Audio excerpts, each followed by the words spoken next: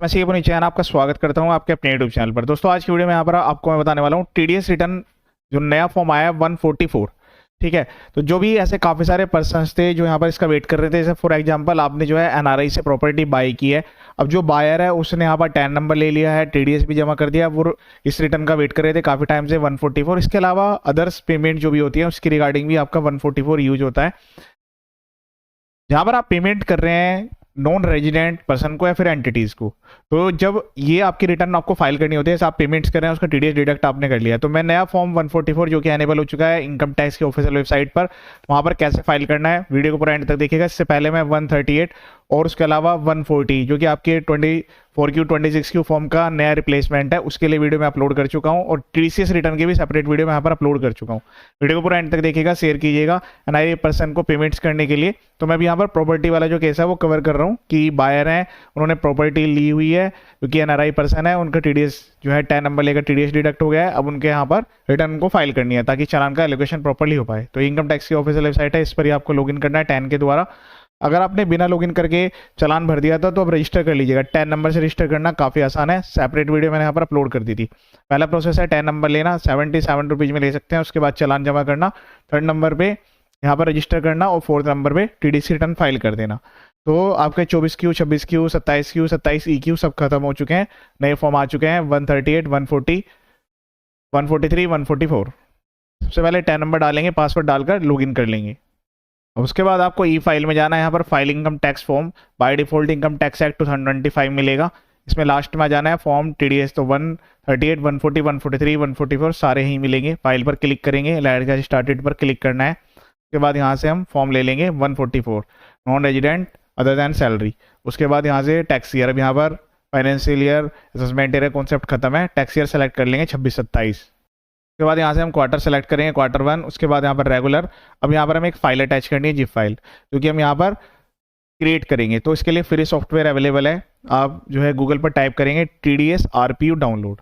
ये पहले वाली वेबसाइट पर जाना है, प्रोटीन वेबसाइट है, पहले TNSTL वेबसाइट होती थी। यहाँ पर जो है इस पर आपको स्क्रॉल करेंगे तो देखिए फॉर्म्स जो है वो यहाँ पर कोरस्पॉन्डिंग बताने के लिए कि अप टू 25-26 तक ये फॉर्म थे, इनके कोरस्पॉन्डिंग ये फॉर्म है, इससे आपको आइडिया लग जाएगा। सबके लिए मैं सेपरेट वीडियो बना चुका हूँ, टीडीएस रिटर्न के लिए भी और भी वीडियो आने वाली है, इनके टीडीएस सर्टिफिकेट कैसे निकलेंगे वो सब बताऊंगा मैं आपको। उसके बाद यहाँ पर आपको ड्रैग डाउन करना है प्रोटीन रिटर्न प्रिपरेशन यूटिलिटी, इस पर आना है RPU फाइल, इसको यहाँ पर अपने सिस्टम में डाउनलोड कर लेना है, इंस्टॉल कर लेना है। उसके लिए आपको जो है अपने सिस्टम में डाउनलोड करना पड़ेगा WinZip या WinRAR, ठीक है।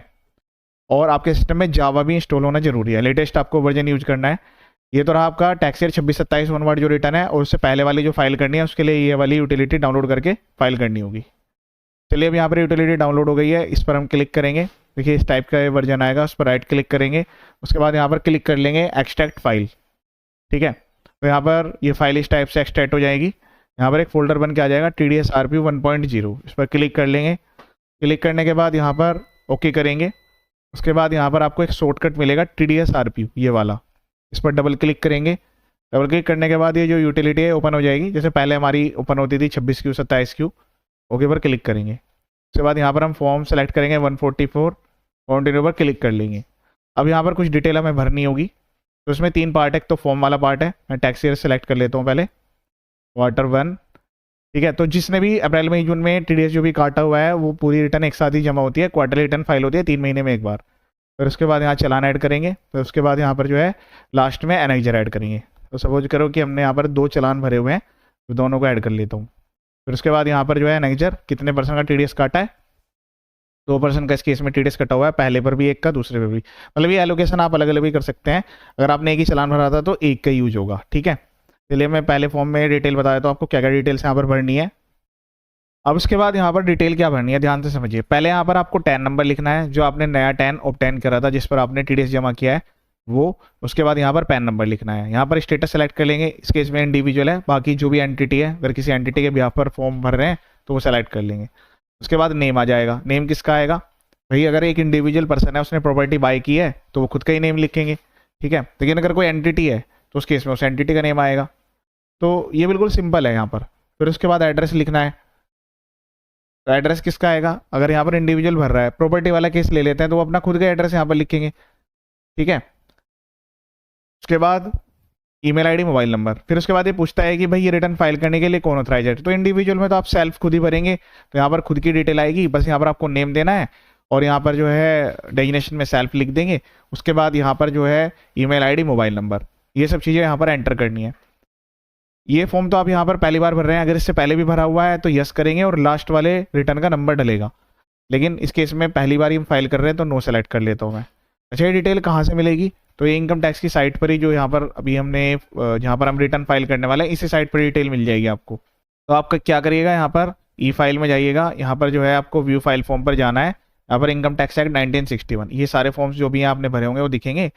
व्यू पर क्लिक करना है। देखिए, अगर आपने जैसे फॉर्म है कोरस्पॉन्डिंग, जैसे हम भर रहे हैं 144, इससे कोरस्पॉन्डिंग अगर 27 की भरा है तभी डिटेल डालनी है, अदरवाइज आप ये मानिएगा कि पहली बार ही फॉर्म भर रहे हैं। तो इस केस में पहले कोई फॉर्म फाइल नहीं हुआ है, ठीक है, मतलब ये फ्रेश यहाँ पर पहली बार ही हम फॉर्म फाइल कर रहे हैं, क्योंकि आपका है 144, ठीक है। उसके लिए फिर से मैं फाइल रिटर्न पर क्लिक करके और वही वाला पेज ओपन कर लेता हूँ। तो अब हमें यहाँ पर जो है फॉर्म जो अपलोड करना है वो यहाँ पर हमें अपलोड करना है जिप फाइल। जिप फाइल हम यहाँ पर इस रिटर्न प्रिपरेशन यूटिलिटी की, जो कि हमारी आरपी फाइल है, इसके द्वारा हम यहाँ पर क्रिएट कर रहे हैं, ठीक है। अब उसके बाद आता है चालान। तो चालान में तो मैंने आपको बता दिया है, पहले रो ऐड करेंगे, चालान की अमाउंट लिखेंगे, अगर आपने लेट भरा है उसका इंटरेस्ट, लेट फीस यहाँ पर एप्लीकेबल है कि जैसे आप जो है जैसे क्वार्टर रिटर्न है, इसकी जो लास्ट डेट है वो 31 जुलाई है, अप्रैल मई जून के लिए, मतलब नेक्स्ट क्वार्टर, जैसे कोई भी क्वार्टर होता है उसका एंड वाला जो यहाँ पर मंथ होता है उसके नेक्स्ट मंथ होता है, तो अप्रैल मई जून के लिए 31 जुलाई है, यहाँ तक भर देंगे तो ये लेट फीस नहीं लगेगी, कोई पेनल्टी अदर अमाउंट। तो इस केस में जो TDS जमा हुआ है वो यहाँ पर हम एंटर कर लेंगे। उसके बाद BSR कोड एंटर करेंगे, डेट ऑफ डिपॉजिट, जो भी चालान की डेट है, ये डिटेल भी हमें कहाँ, इनकम टैक्स की साइट से मिल जाएगी। चालान का serial number, mode of payment, minor head में 200 सेलेक्ट करना है, ठीक है। चलिए मैं भी बता देता हूँ कहाँ मिलेगी डिटेल से। तो ये इनकम टैक्स की साइट है और आपको आना है इनकम टैक्स एक्ट 2025 सेलेक्ट करना है, कंटिन्यू पर क्लिक कर देना है। उसके बाद पेमेंट हिस्ट्री पर आना है, यहाँ पर क्लिक करके 3 डॉट्स पर क्लिक करना है, यहाँ से चालान डाउनलोड कर लेना है, इसके अंदर सारी डिटेल आएगी।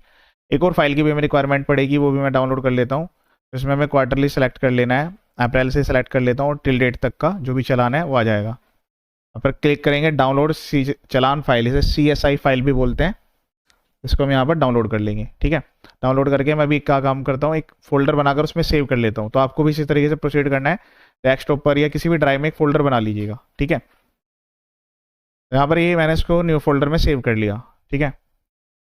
अब उसके बाद ये चालान की हमारी फाइल डाउनलोड हो गई है। अब यहाँ पर हम जो है डायरेक्टरी डिटेल एंटर करेंगे। इसमें क्या क्या एंटर करना है उसको ध्यान से समझिए। पहले जिस भी पर्सन का है, जो जिसका आपने TDS डेट किया है, उसका पैन नंबर आएगा, उनका नेम आएगा, ठीक है।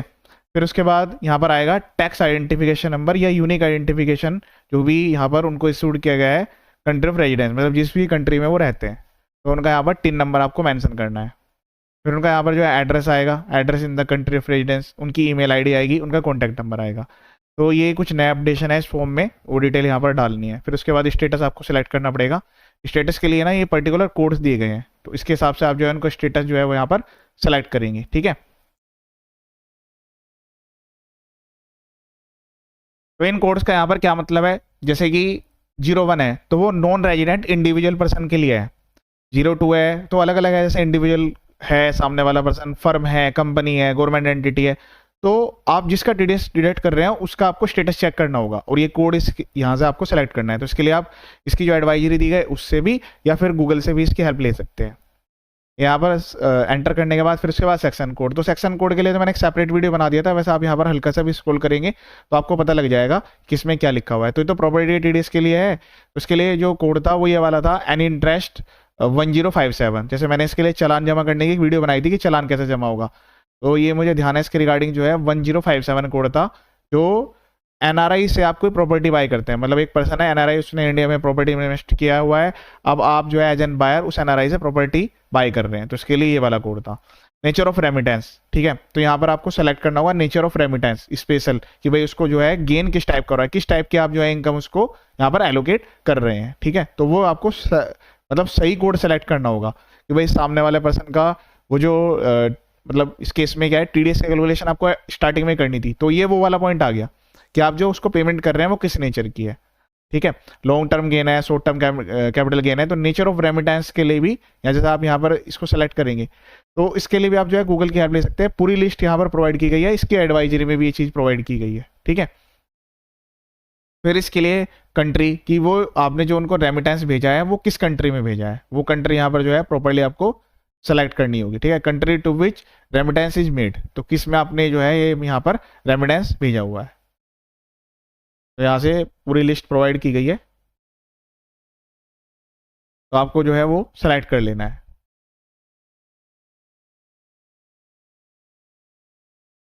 फिर इसके बाद एक और ऑप्शन आता है कि भाई जो डिडक्टी है क्या उसने जो है यहाँ पर जो आपकी टैक्स रिजीम है न्यू वाली उसको ऑप्ट आउट किया हुआ है क्या। देखिए अगर मैं यहाँ पर नो सेलेक्ट कर लेता हूँ, इसका मतलब है कि सामने वाले पर्सन ने यहाँ पर जो है न्यू टैक्स रिजीम में आईटीआर भरनी है, तो ये आप उससे कंफर्मेशन ले सकते हैं। अगर यस कर देंगे तो इसका मतलब है वो ऑप्ट आउट हो गया, बाहर हो गया। जैसे पहले 115 बीएसी था, अब सेक्शन आपका 202 है, ठीक है। तो ये भी पर्सन स्पेसिफिक क्वेश्चन हो गया, आपको चेक करना होगा। इस केस में यहाँ पर नो है तो मैं सेलेक्ट कर लिया। फिर उसके बाद डेट ऑफ पेमेंट क्रेडिट ये आपको एग्रीमेंट से मिल जाएगा, कितनी अमाउंट आपने पे किया है वो यहाँ पर, ये तो जब आपने टीडीएस का कैलकुलेशन किया है उसमें से सब चीज़ें आपको यहाँ पर देखने के लिए मिलेगी, ये आपको एंटर कर देना है, ठीक है। फिर उसके बाद क्या जो अमाउंट पे जो ये पे किया गया है ये यहाँ पर ग्रोस अप किया गया है, ये भी पर्सन स्पेसिफिक क्वेश्चन है, ठीक है। इसका मतलब क्या है, आप इस बात को ध्यान से समझिएगा। सपोज करें कि आपको जो है किसी को 1 लाख रुपए की पेमेंट करनी थी, ठीक है, लेकिन उसने कहा कि भाई जो टैक्स का बर्डन है वो आप पे करेंगे, तो फिर 1 लाख को आपको जो है ग्रोस अप करना होगा। मतलब मैं रेट यहाँ पर 10% के हिसाब से ले रहा हूँ, तो आपको जो है उसको डिवाइड करके और यहाँ पर मल्टीप्लाई करना होगा, उसके हिसाब से आपको वैल्यू निकालनी पड़ेगी कि वो टोटल वैल्यू कितनी बन रही है, ठीक है। तो फॉर एग्जाम्पल हमने जो है 1 लाख रुपए देने हैं, तो इस पर ऐसा नहीं है कि भाई सीधे सीधा आपने जो है 10% का टीडीएस काट लिया कि भाई 10,000 काट लिया 90,000 दे दिए। तो वो केस जब बनेगा जब यहाँ पर सामने जो टैक्स का बर्डन है वो सामने वाला बियर करेगा। लेकिन अगर सामने वाला कहता है कि भाई उनको तो नेट पेमेंट चाहिए, जो भी टैक्स का बर्डन है वो आप बियर करेंगे, तो उस केस में क्या है कि फिर आपको जो है उसको ग्रोसअप करना होगा। ग्रोसअप सिंपली यहाँ पर इस तरीके से है, जैसे मैंने आपको 1 लाख रुपए का एग्जाम्पल बताया है, तो यहाँ पर देखिए ध्यान से समझिएगा। जैसे कि आपको जो है ग्रोसअप करना है, जैसे वैल्यू है जो है 1 लाख रुपए की, भाई आपको 1 लाख रुपए देना है, तो फिर आपको क्या करना पड़ेगा कि यहाँ पर जो है इस तरीके से आपको कैलकुलेट करनी पड़ेगी कि भाई इसकी जो है आपको यहाँ पर वैल्यू की रिक्वायरमेंट है। वैल्यू कितनी है, यहाँ पर एग्जाम्पल मैं 10% का ले लेता हूँ कि भाई 10% के हिसाब से यहाँ पर आपको जो है वैल्यू निकालनी है।